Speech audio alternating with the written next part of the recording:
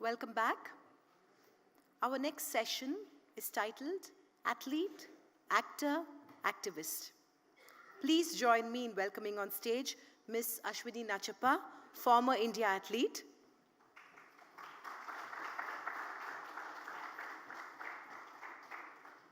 She will be in conversation with Mr. K.C. Vijayakumar, sports editor, The Hindu.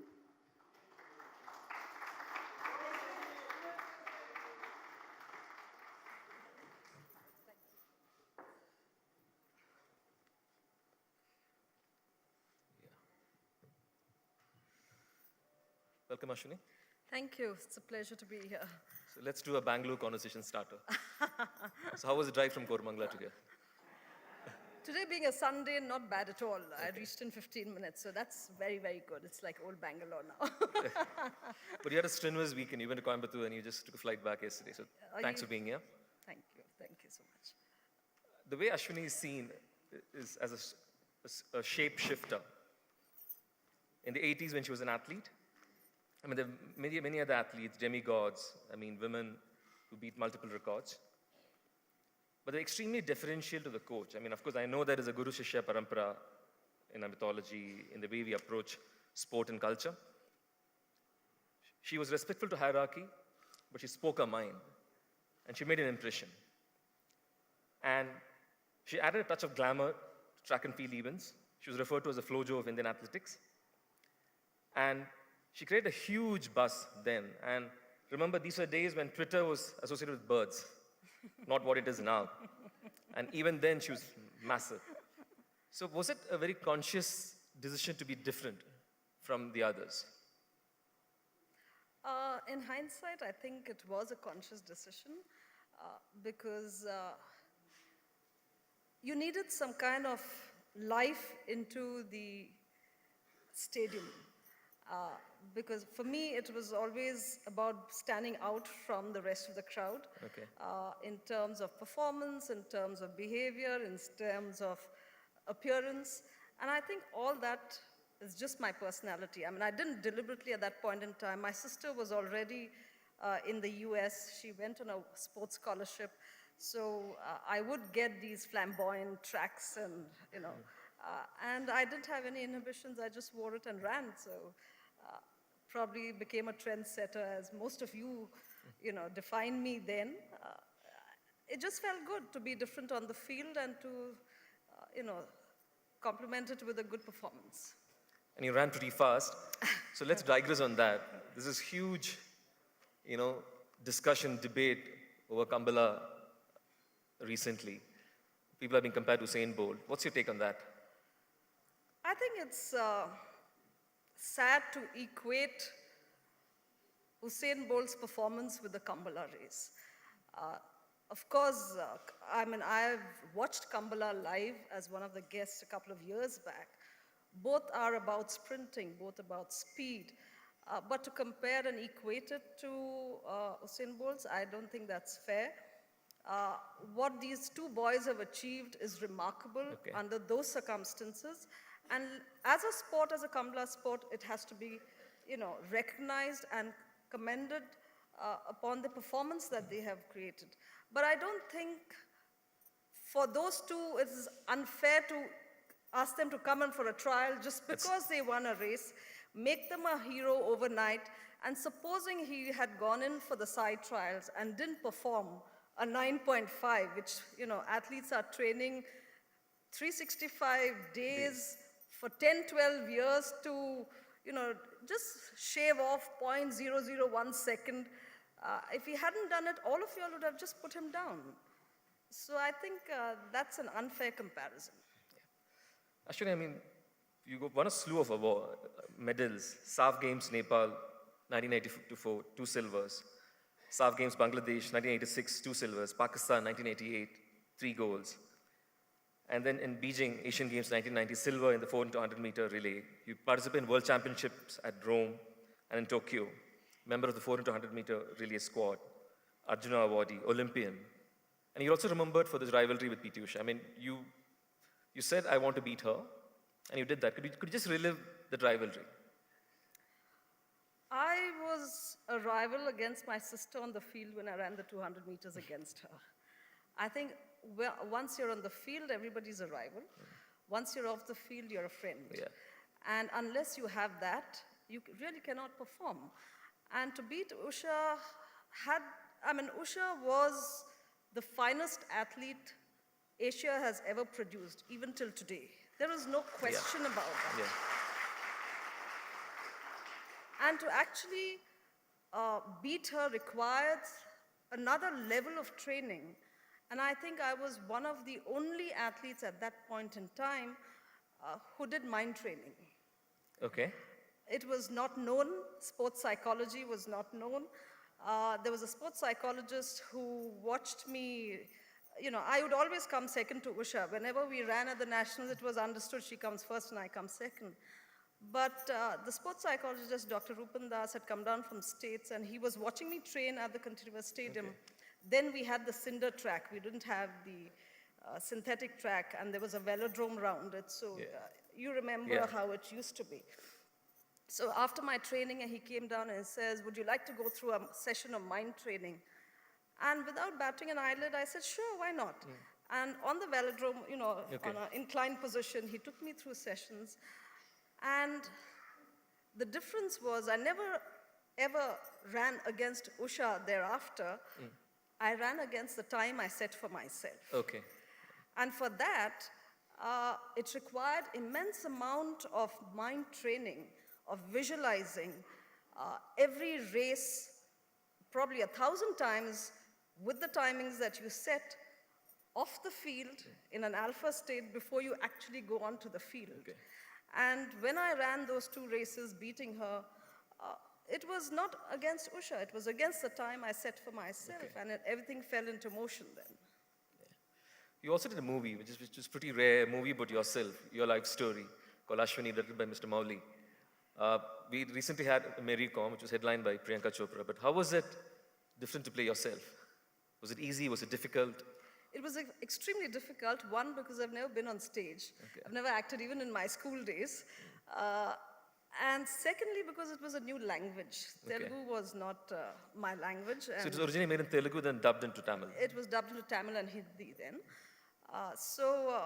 And the other thing is, I was not good at dancing. So my first instruction when I actually said, I'll do the movie, in fact, first I said no. When Ramaji Rao came to the stadium, it was in Nehru Stadium, and I had just beaten Usha, so my photos went all over the press and magazines. And then they sat, watched my training, and then they said, asked my coach if I could talk to me for about 10 minutes. So when I went in and he says, we're looking to do a film. We didn't know whether it was cricket or athletics, but we think we'll freeze on you. Would you like to do a film? And I just took my bag and I said, are you mad? And I just walked off because I had no clue who Ramaji Rao was then.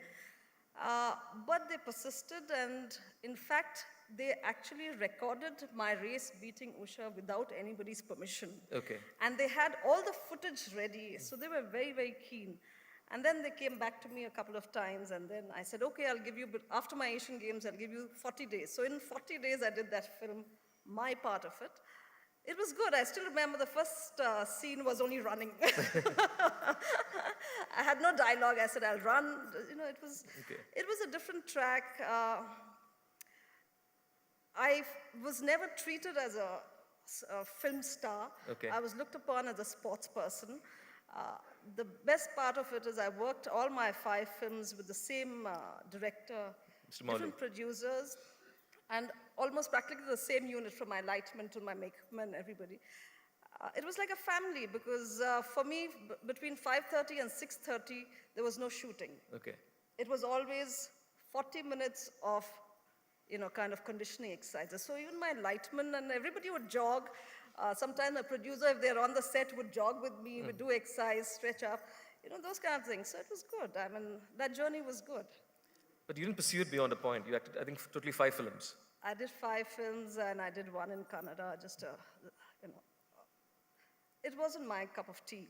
I mean, money was good, but I think that phase in life was over. I had to do much more things, things that connected me with sport, things that connected me with children. And in fact, when I was expecting my first child, I was still shooting, and I said, but it just happens. I think every decision, if I look back, whether I was in the bank, I went at 8:30 in the morning. I worked for 16 years with Vijaya Bank. I went one morning at 8:30. Before my stenographer came, I typed my resignation, gave it to my AGM, and I walked out. I did the film. The fifth film, I said, I'm not doing it anymore. I refused all the offers. So it's just been, I think God's been good. Every phase that has come along, I've done it well, attempted it well, with all my heart, and just move on. I mean, you also broke a lot of stereotypes about Coorg. Coorg is about coffee, guys in the army. It's about hockey players. So you are the first athlete, the big athlete from Coorg. And now you have Rohan Bopanna, who's a tennis player. You have Joshna Chinnappa, who's a squash player. So do you think you kind of had an influence there in terms of turning it around? I think Coorg has produced a number of international sports persons besides hockey too. Of course, a large chunk of it comes from hockey. And then the armed forces. But as a race, I think it was a natural, instinct for every, they say a Kodava is either born with a hockey stick or a gun. And I think that's why the Kodava family hockey tournament is the largest in the world. So it's a natural phenomena for athletes. But sadly today you don't see number of athletes or number of badminton players or number of tennis players who are taking up in the small district. Okay. And you're doing a bit there, the Karumbaya Academy of Learning and Sports, Negonikoppa? Yes, and I think as an athlete in my journey, whether it was Usha, Shiny, Mercy, Kutan, any of those athletes in my times, really we all got an opportunity to get a government job before we finished our 12th grade. I still remember Vijaya Bank absorbed me. I hadn't even got my 12th grade results. And they didn't pursue an education. I think in that batch, I was the only graduate who, did correspondence and tried to pursue an education. And I felt it was very, very important that an athlete pursues because education and sport should go hand in hand. It's an integral part of education. Sport, being a very integral. And I'm a product of school games, and I don't see why we should not nurture the young children into playing sport. Forget about becoming Olympic medalists. Into playing sport. We are so restrictive in our approach, and that's the reason both my husband and me decided to do something besides a sports academy, but also an education platform. Today we have 850 kids across, the nation who comes there from NRI students. We have 3 core sports that we run in the academy, that is athletics, hockey, and shooting. It's one of the smallest districts. Probably in 15 years, we've come a long way where our kids today, we have 6 renowned shooters who can go for the nationals. Hopefully in another 2 years, they qualify for the Indian team. We have about 6 to 8 players who've moved into the Sports Authority of India in hockey, in the junior academy. We have athletes who've come and gone at the state and national level. So it's a continuous effort. And I think for me, it is not about looking at the top. It's easy to grab somebody at top and say that we'll give you this much, you just train. But actually to create the base of the pyramid as large as possible to ensure that champions start emerging out of choice and not chance, I guess. Do you believe enough is being done at the grassroots of sport in India? I mean, or is it that someone does very well, achieves, and then they're recognized in retrospect? Sadly, in our country, it is that way. In fact, the rewards that we give our sports stars is the highest compared to even the biggest sporting nations. Is the highest. So there's no doubt about it. But when you look at Tier 2, Tier 3, much needs to be done. And I think the intent now with the Prime Minister, actually leading this, saying that we must build sporting communities, especially across borders, to ensure that they don't take up extremism. Somebody is actually talking about sport.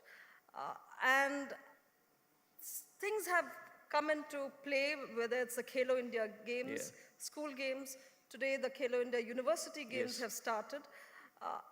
Back in our days, the school games and the university games, in fact, the university games was big. That's what fed the Indian team.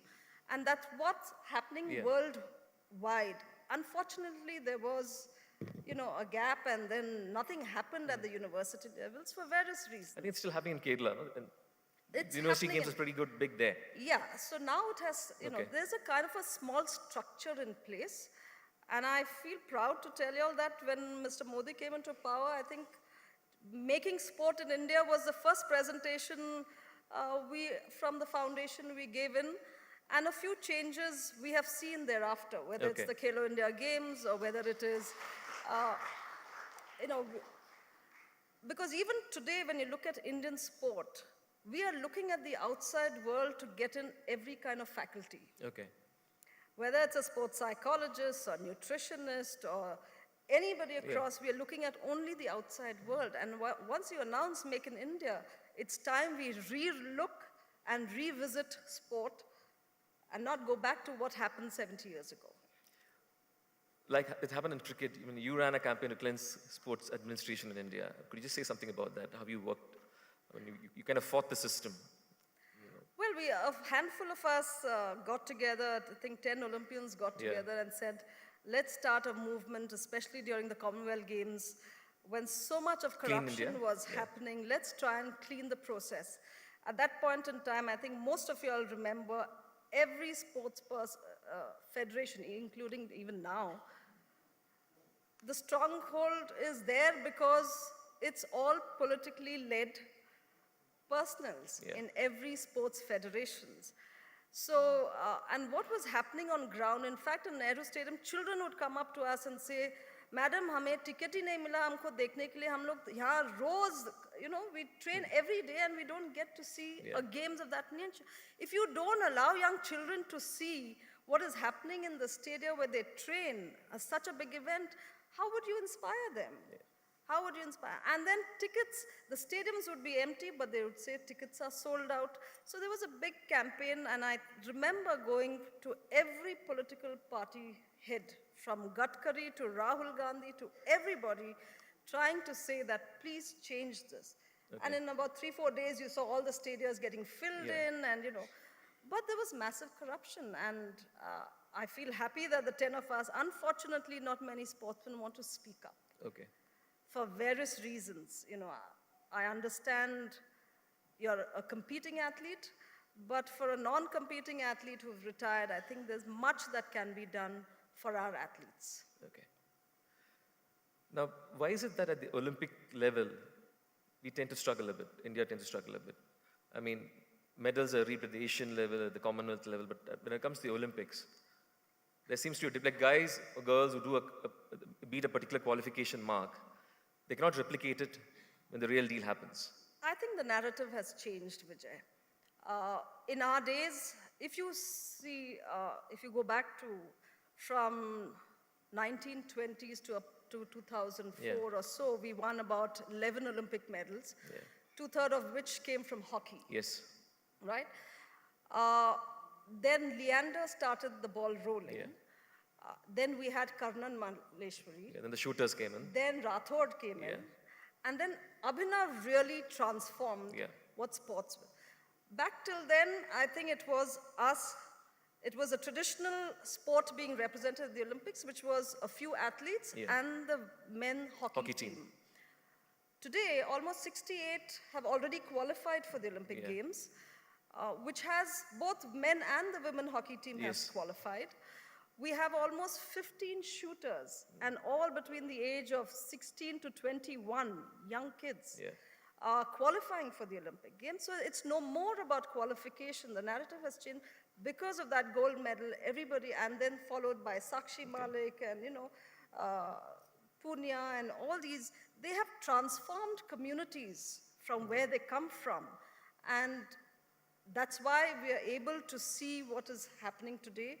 It's not just the number of participation that has increased, but I think everybody is vying for a medal. Okay. And that has changed from just merely qualifying to actually winning a medal. And the Okay. nation is actually questioning, can we win a medal this time? Okay. So that has changed. And much has to be done. I mean, the demographics of India, and there are much larger issues to be addressed. Sports is not, part of our education system. It's not in the concurrent list. Too many things that Yeah. happens within federations. So there are a lot of issues that has to be tackled. What about athletics as such? Because I think the last medals were won by Norman Pritchard Yes. way back in 1900. So it's about 120 years. And why is that? I mean, Just to give you a small example, I think 1904, the marathon was run in 3.5 hours. 2012, the marathon was run in 2 hours, Yeah. 08 minutes. People are trying to break the 2-hour barrier in this Olympics.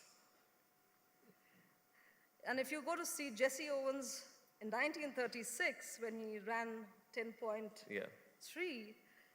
to what Usain Bolt achieved with a 9.757, 5-7, yeah. 7, if you actually take the 10.3 to 9.7, it's almost 13 feet to 14 feet in 100 meters.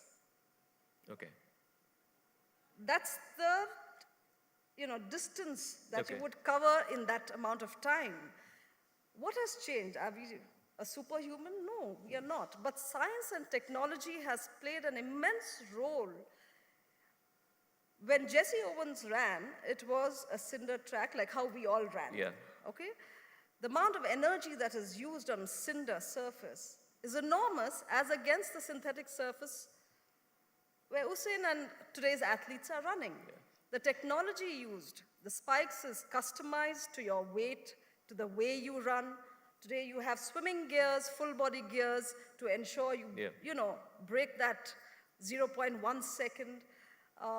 Blood samples are taken from earlobes every evening to see what is the kind of training that you can do the following morning. So the amount of science and technology that has come into sport and the science of performance is something that India needs to invest in.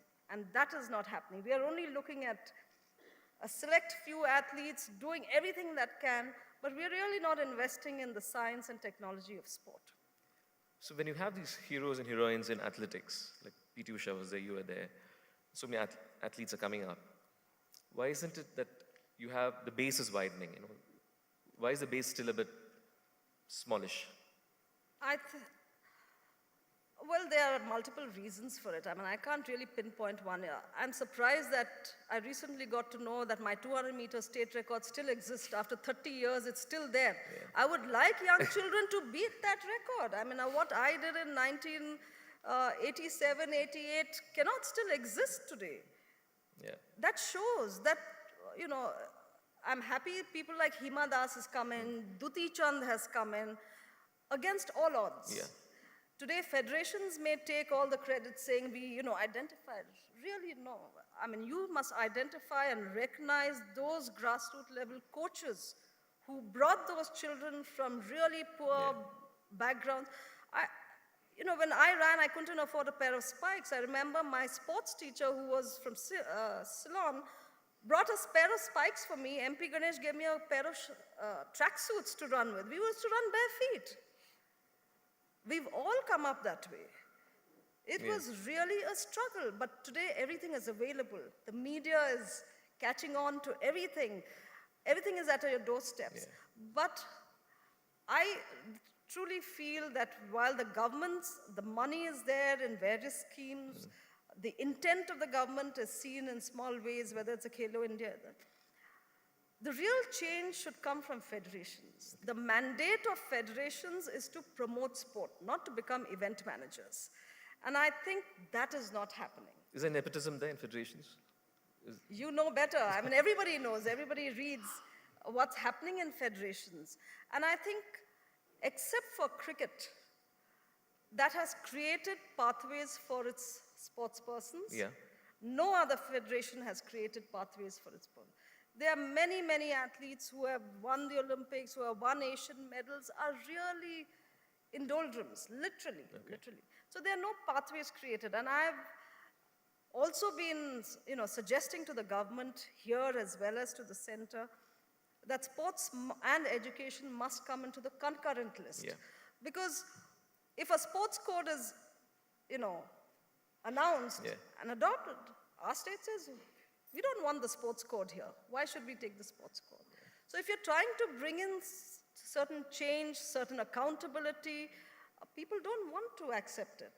And I think unless the will of the government is there Okay. to hold federations accountable, because the amount of money federations are doled out to send athletes to perform is enormous. But at the grassroots, the promotion of sport is zero, barring one or two sports. Is it because a lot of politicians are there in the sports federations, even including the BCCI? I mean, there's so many who have a political affiliation or who's part of a party. I don't Does that mind upset- having political affiliations as long as you know what sport is about. Okay. If you can't have a politician who knows nothing about sport, we sit there and dictate terms. Yeah. And then the bureaucrat will, kind of list out these are the things that's to be done without consultations of sports persons on the ground, on the field. So that is a no-no. I think that needs to change. For all of you who are in Bangalore knows what's happening with the Kantirava Stadium, Yeah. right? We have Harris on one side as the president of the Football Association here. We have, till recently, we had Dr. Parmeshwar as the Athletic Federation. And then they bring, you know who brought in? The current, who's that? Muthappa Rai as the president of the Athletic Association. Nobody has ever seen his face. The athletes have seen. What are the issues that are in the ground? It's been 6 years, athletes weren't allowed to use, because athletics is the only event where 33 events are played, Yeah. right? Men, women, 33. For boys, 33 for girls. Which, can we do it in a hockey stadium? Can we do it in a football stadium? It's not possible. So when a stadium is built for a purpose, we all coexisted. During our times, cycling nationals used to happen. Yeah. Santosh Trophy, football used to happen. We all coexisted. But for one sport to actually take away and ruin one sport is something that I was against, and I think we all filed a PIL, and the court gave us relief. Today, young kids are able to use the facility for all their disciplines, for all their events. So somebody needs to fight it. I mean, I don't have children in athletics, but I feel sorry that people who run federations must do this job. It's not us trying to, firefight this and work for the athletes here. What about the drug specter in terms of doping in athletics and doping in general in sport in India? I mean, when the USSR broke up, a lot of coaches came in. There were whispers about Patiala, whispers about people training abroad. I have covered events at Kantirava where I've seen syringes in the restroom. Is there an end to it? Is there a solution to it? It's very alarming today. I mean, we are third on the WADA list, which is absolutely, I mean, we rather, send the Indian team and train them in Russia than training them here. Because all our Indian team, especially the athletes, are going only to the, countries which is known for it, which is known for it. And then the sad part is that there are some 6,000 to 8,000 drugs. Every month, WADA releases the number of drugs that you can't take. For you and I, as a normal person, we wouldn't know which are the drugs we're not supposed to take. I don't know whether you remember Aparna Pauper. Yes, because she had cold, she took Sedzine and it, showed up and she was banned for 2 years. But today's athletes, like our voters, are quite smart. Yes. And I do not agree when athletes say, "Mujhe nahi malum tha." I do not agree, because if you go into any of the Indian camps today, there are pamphlets, there's education that is happening on what are the drugs. There are sports scientists sitting there, a few of them. It's all there available. But only the athlete gets caught. Why not the coach? Why not the federation be held accountable? Because the nexus is there. Okay. So there's no end to it? Well, I always say that. As they say about the Tour de France, everyone is doing it, so... Doping is worldwide phenomena. And I think WADA is like the BCCI. It's a very close club of a few nations. So you have to see, your lobby is good or not. if Ben Johnson can get caught, why not Carl Lewis? So the Canadian lobby wasn't as good as the American yeah, lobby. So that you know, it happens there. But I think it's a conscious decision that an athlete must take, Okay.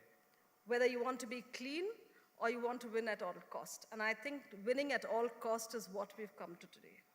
Okay. Irrespective, you know, the fear of getting caught is not there. Okay. Like, to be honest, if we get a news report saying a weightlifter has won a medal somewhere, the first reflex is he clean? You know, it's a very cynical way to react to a sporting achievement, but the reflex is he or is she clean? I mean, I'm off to Delhi tomorrow for the NADA committee, so I have to see how many athletes are there tomorrow who are going through these, and the Okay. inquiry starts. So it's quite alarming. What's happening in the junior section is, as you rightly said, we've covered all this. yes, A young athlete who is 14, 15 doesn't even know whether the coach is administrating just, you know, yeah, what he is giving him. So the toilets are filled filled with it. syringes, yeah. A small example I'll give you. We conducted the state championship here because I was also the president of the, I'm also the president of the Bangalore Urban District Athletic Association. When we conducted the state championship, on the final day, I requested a few NADA officials to be there for the finals. It was under 14, under 16, and under 18 championship for Okay. school kids up to 18, you know, PUC. There were a number of athletes who didn't run the 100 finals, 200 finals. The result will come after 15 days. But the fact that the NADA officials were taking 10 samples that Yeah. I had identified, and I said, you know, Okay. just take the samples and we'll see what happens. And they did it free of cost. They said, we will do it for you. They came all the way with the entire setup. They had to get a special room. All that was done. Athletes, young athletes didn't turn up for the finals of the races. Okay. And who guides a 13, 14-year-old? It's the coach. Coach, yeah. It's the coach. So it is alarming what is happening here. Have you spoken to the sports ministry regarding this? Yes, I think much has been done. Okay. It's being done. It's a continuous effort, you know. It's an education that everybody should be part of.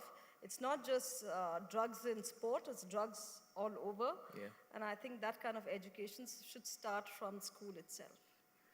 Ashwini, are you happy with corporate support for sport in India? Do you think they're doing enough as part of CSR, or just not? As part of CSR, I would say no. Okay. When they come in, if you see, because today sport is a growing industry in our country. We have 15 leagues in our country today, Yes. which is extremely, extremely good. Because it also gives opportunity for rural, not so well-off kids to Yeah. actually come and make a career out of it. So that's a good part of about it. But when you look at something like I am struggling with in my hometown, Yeah. I can't provide the visibility that a corporate will look at what you get in a city compared to what you get in a rural place. Yeah. And for sport, for anybody to win a medal at the state, if you start at Yeah. the age of, say, 10, 11, to win a medal at the state takes about 5 years. You know, you may have exceptional cases, but it takes 5. To win an Olympic medal or to represent the country at the Olympics will take anything between 7 to 10 years. Yeah. But it should not be looked at winning. I think what we need to look at sports is part of education. It is a part of education, and it has to come in at I mean, what we are creating in Coog, in one of the smallest districts in the country, to have a school like that with have an infrastructure like that, is that ecosystem is replicated in every small towns in India. And only then, I'm not looking at elite athletes, because they will anyway get into the system, they will get into the national camps, they will have everything at their, Yeah. beck and call. But at this, how do you go in there? It's like my journey, and it still continues. It was hand to mouth with 2 athletes, my sister and myself as the international athletes, with one man, my dad, the only earning member. It was a struggle. And today, many athletes are still struggling to reach. You take Hima Das. Did anybody know of Hima Das's struggle? Did anybody know of Duti Chand's struggle? Struggle, yeah. It was enormous. I mean, the kind of support, it's only because of the support from home Yeah. and the coach at that level did we all emerge. And that needs to change. You need to identify at a young age, nurture them. We are not even doing capacity building programs for Yeah. our athletes. Forget the elite, even here we are not doing. Okay. So there's so much that one needs to do for that. Do you think the competitive populism hurts? Like an athlete, say from Hyderabad, wins something. All the states, southern states, gang up together and say, okay, we'll give this much land, we'll give this much money. Do you think even that I kind of feel it's ridiculous. softens the athlete? It's ridiculous, absolutely ridiculous. And I also, in fact, I was heading a part of a committee which was re-looking at sporting awards in our country. Okay. Sadly, it's not been taken up, where an athlete for one performance gets multiple awards. Yes. Right from an Arjuna Award to the Padma Bhushan. I'm saying, then where is the The yardstick. yardstick? If you get a particular award for a particular performance, the highest award, you must perform in the next 2 years to get a next award. You can't get for one award all the awards. I mean, today that's something that needs to change, because I think if you can have awards for Tier 2, Okay. it'll be great, because that'll be a great boost right at the state and the national level to see that from the Khelo India Games, Okay. they're doing, I think the government is doing much for the medalist to be awarded scholarship funded by the Ministry of Youth Affairs. So those are things that is happening, but I think recognizing them far more needs to be done. If there are 3 things you could change about Indian sport, if you had the power, what would you do? Well, if I had the powers, first of all, make it mandatory for sports to be part of our education system and not a once-a-week program. We had young political leaders talk Yeah. before the show, and I think for we have the youth population here, and unless you have taken part in sport and game, Yeah. there is no way to approach life in a manner that should be done. Okay. Especially in today's scenario. Young kids, if you see, nobody other than tuition is a huge industry. Gadgets has become another Yes. thing. Young kids, if you take even in the Montessori level, they're so well versed with gadget, Yeah. but you ask them to do one thing with coordination, just put small hurdles or just make them jump, they're unable to do. There is no coordination. The lack of coordination is amazing. The kind of attention span, every child is expected to be a 95%. I mean, I run a school, and I had this one boy, Manjunath, who was an extremely good hurdler. He was a state junior champion also at that time, under 14 and under 16. And he wasn't that good in class. He was an average student. And then my math teacher, Sanil, comes up to me and says, "Ma'am, Manjunath has done very well in math." Okay. It's only because he became such a hero in the class for winning this medal, he thought that he had to stand out, that Okay. confidence came in, and he actually put that effort into the studies. Okay. And I think for every child, the learning from sport, I always tell my teachers this, what you learn on the play field cannot be learned within the 4 walls of the classroom. Yes. Yes. Yeah. Thanks, Ashwini. So we'll throw the floor to the audience. Questions, please. Anyone? Yeah, the lady there. Yeah. You. Yeah. You. Yeah.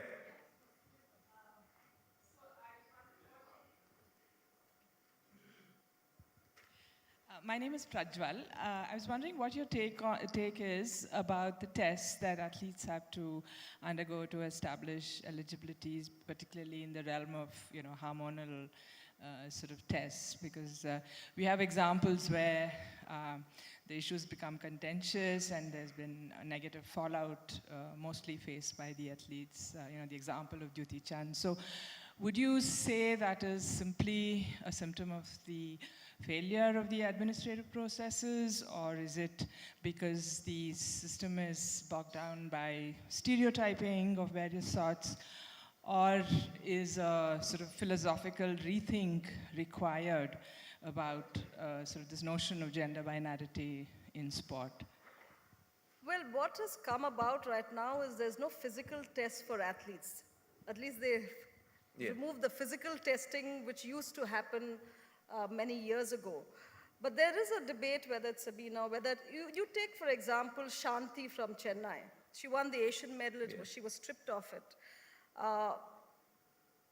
It is, for me, I personally feel there needs to be an education on that. There is medical conditions that can be addressed. Nobody is looking, and they're not looking at it in a manner which should be sensitive to the athlete. You know, if in Shanti's case, I would just say it was unfortunate that the poor child had to go through such trauma, being stripped off, and the federation just washed their hands off. In fact, I made the first call to her and I said, you come to my academy as a coach. When she retired, she was, her pay, I don't know how many of you all saw her lifting bricks and, doing actually manual work in one of the construction places. And this is a story of most. If you take for the African countries, with Samina going, the federation is so solid backing her and fighting her case, including the government, that she was able to run. Of course, now they say that she can run distances between 1500 and not the sprint up till the 800, but anything after 1500. But at least there is somebody who's fought it, somebody who's making that change. But I think, as I said, sensitization on such issues is the key for every federation, for every government, and for the athlete themselves. Okay. Yeah.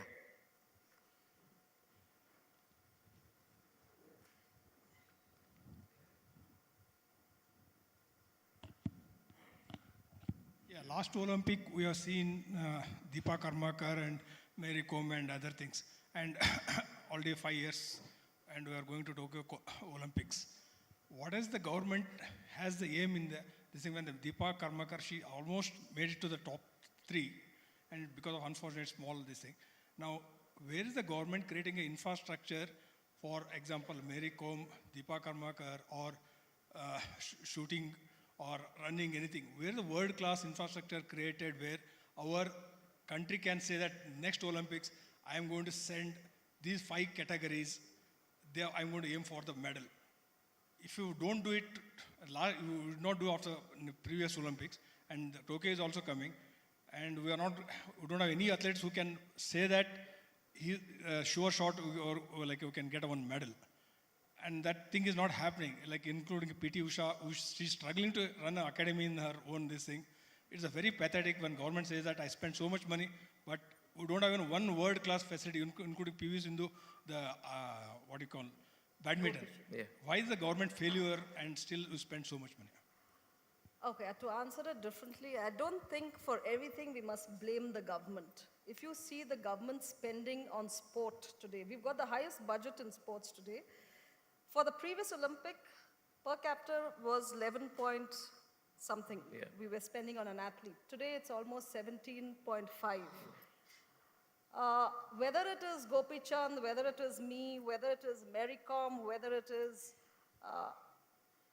Karnan Maheshwari, it recently has got, whether it's Anju Bobby George, funding has been given to them through the National Sports Development Fund. Funding of athletes. In fact, Gopi's Academy, almost 30, 35 athletes who are not in the top category are also being funded. So is infrastructure.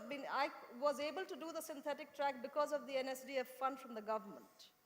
So to blame it on government is not the right way, and I think nobody is accountable, asking the federation, why is if Deepa Karmakar brought in such glory for gymnastics, what did the federation do to promote gymnastics?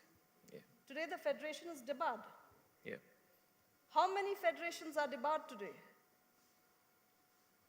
So the role of that is why I'm saying the role of federations to start building, whether it's the district federation, state federation, or the national body. There is a mandate given to them to promote sports and games. But is it really happening? Have you heard of any district championship that is happening in, we have 30 districts in Karnataka. Yeah. How many districts are capable of even making one competition? Not a single one of them. So if you see Mary Com's academy, she has 35 young children who have taken up boxing. And OGQ is funding, as well as the Olympic Association, not Olympic Association, the Olympians Association of India is funding their young kids for capacity building, English tutoring, all that. So things are happening that side. But the real question should be asked to federations. Because I am part of a federation. I am unable to do it because I don't get permission to conduct it in Kantriva Stadium. Yeah. So.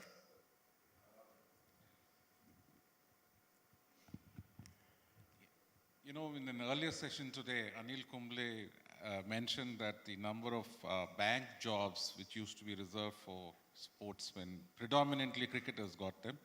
But he was lamenting the fact that that number had fallen by half. So my question is that, you know, professional sports persons have a limited time which they can actually be in the sport of their choice. Beyond that, physically, it is not possible to continue. So, you know, what about life after sports?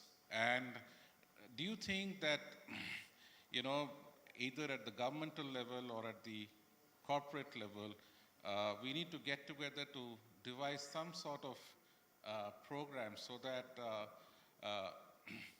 you know, sports persons are given a shot at having a reasonable life after their competitive days?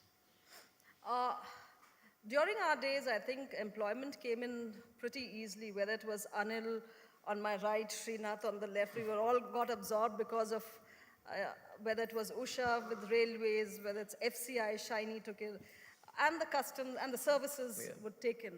Today, sadly, banks are not taking in that much, barring one or two banks. But the Indian Oil, the services, the railways, and the FCI are taking in a certain percentage. But I think we should look beyond that. Today, what is really happening, sports is such a huge industry. And I have been trying to drive with the government that in education, because the industry is so huge, in every department, whether it's humanities, you know, arts, commerce, sciences, you can have sports departments in that. You can start creating sports. It's not just athletes. It's not about athletes. The support system, we are only looking at outside. We can build our own support system. So whether it is sports psychology, you know, sports entertainment, sports marketing, there is no room for athletes to do those things who cannot pursue further due to an injury or whatever, should take up these kind of options. So the government needs to come in and institutions needs to start offering these so that we have a full-fledged sporting environment of personnel and sports people. We're not looking at that. We are only expected, of course, jobs should come. I mean, today the money is big when you become an international athlete. But to sustain till that period to become an international athlete is a struggle. So there has to be some kind of monetary benefits for families to support that. Because sports today, you cannot write it as a career. You can't write badminton or athletics as a career in your, you know, as abroad that you can write. So we're completely run out of time, so we'll end it here. Thanks, Ashwini. Thank you so much. Pleasure. Thank you very much.